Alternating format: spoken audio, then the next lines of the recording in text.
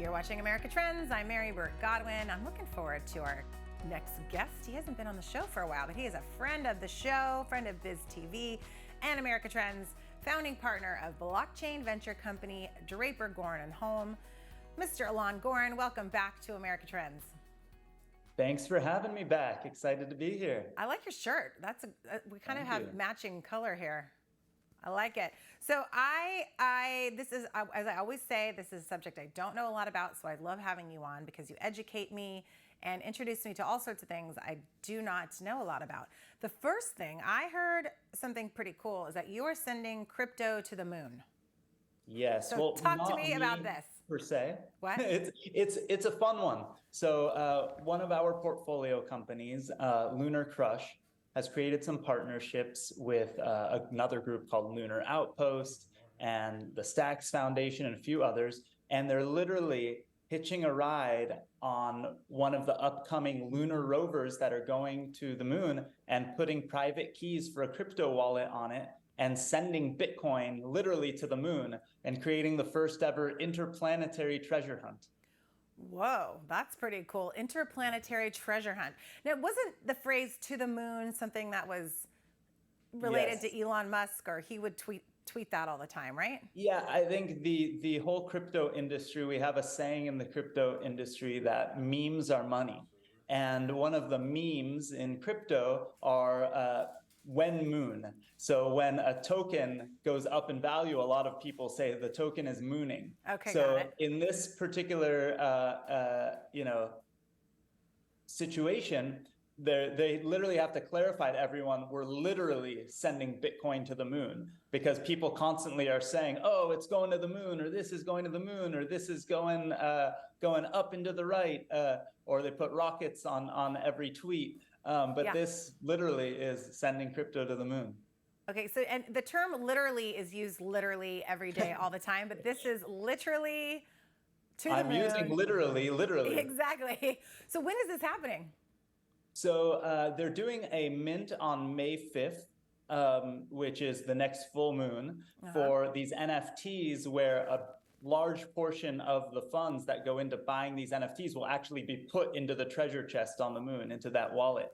Over the next few months, you actually saw some of those recent test flights that SpaceX is doing. But over the next few months, there is Lunar Outpost is sending a rover to one of the areas on the moon called Shackleton Ridge, where they're going to be doing research on the moon. Okay. And that's when it's going to hitch a ride with it. There isn't an exact date where the treasure hunt begins and the wallet will go to the moon, but there is a process in place, and you can watch a bunch of videos on the Nakamoto One Twitter account that show them creating this new wallet and putting it and talking about how they're going to be putting it onto this lunar rover that's going onto the moon. Wow. Okay. So Nakamoto_1, is that the Twitter handle?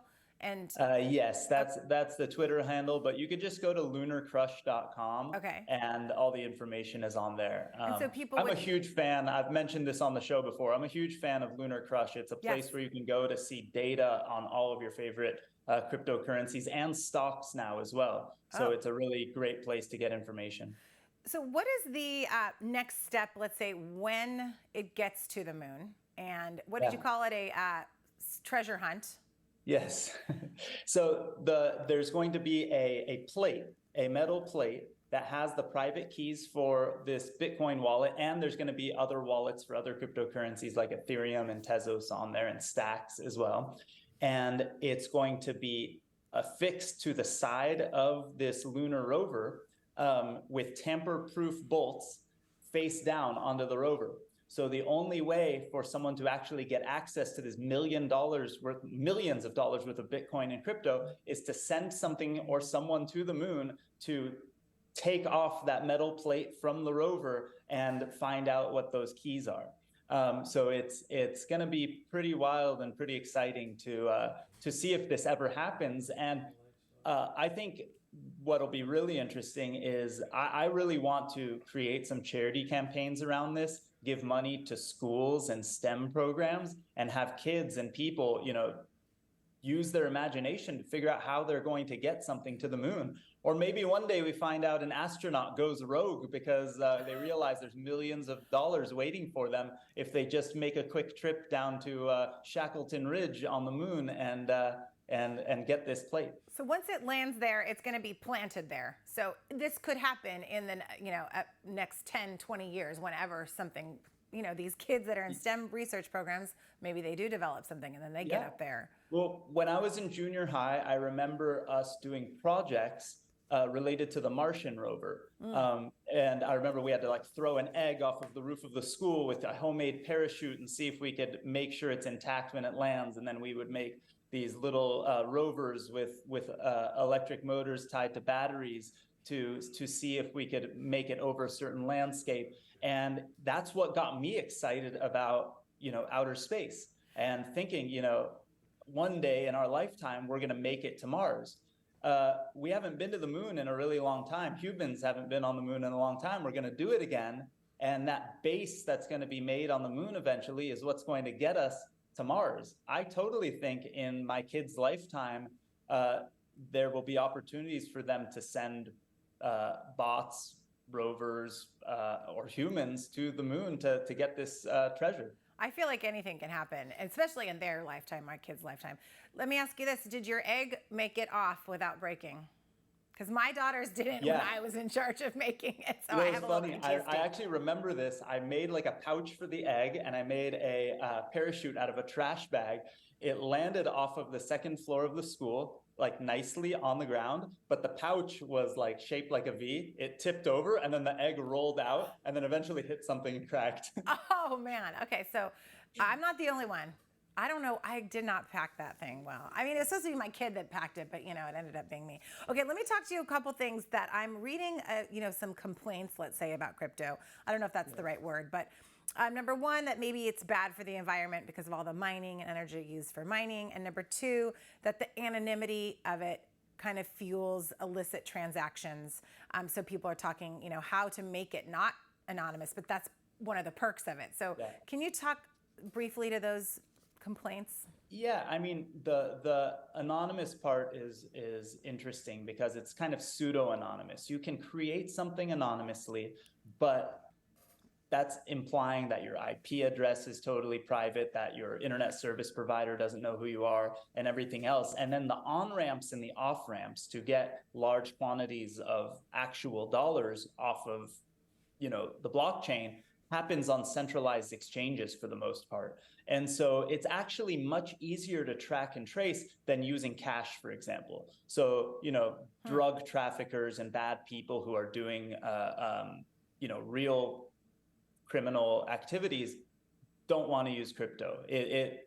We've had all sorts of law enforcement agents speak at our conferences, and every single one of them would rather a criminal transact with crypto than with cash. So it's kind of a false statement. It's kind of a myth, right? Most people aren't anonymous, whether they think they are or not. I feel like I've talked about it regarding cybersecurity, bad actors that use crypto to get paid, but then they get found out. So it was a myth, maybe, that they wouldn't get caught. It's much easier to follow the money when it's all digital and it's all immutable, right? So imagine if when banks get in trouble, they get charged billions of dollars in fines every single year for misappropriating funds or for essentially stealing money from their clients. And it's very hard to track and trace because the bankers who do these bad acts can just go into their database and delete things, right? And people kind of lose access, or government has a hard time tracing it. Every single transaction is public record here. And so you're taking the smartest people in the world and they're the ones looking under the microscope. And you see it time and time again when people get scammed in the crypto space, the community figures out who the person is before law enforcement even gets notified. Oh, I like it. So you're debunking a big myth here. I love it. Now, what about, can Bitcoin go green? Bitcoin go green. Is that possible? Where are we looking for that? So a lot of the Bitcoin mining operations are actually done where electricity is cheapest. And where electricity is cheapest in the world are at the most sustainable sources or at places where energy is being wasted. So there's a lot of places where energy is being created, and if it's not used, there's nowhere to store it, and it just is, puff of smoke, right? It goes out into the ether, for lack of a better term. And so Bitcoin mining operations are actually incentivized to be created in those places. So there's that. And there's a lot of more sustainable Bitcoin mining happening in the world. And the next thing is people aren't really comparing it to comparable things. That happens in the world all the time, right? No apples to apples.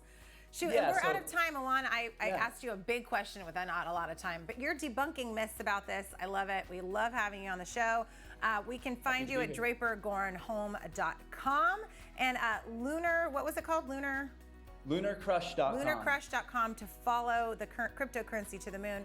Thank you, Alon, and everyone at home. Stick around for more America Trends right after this.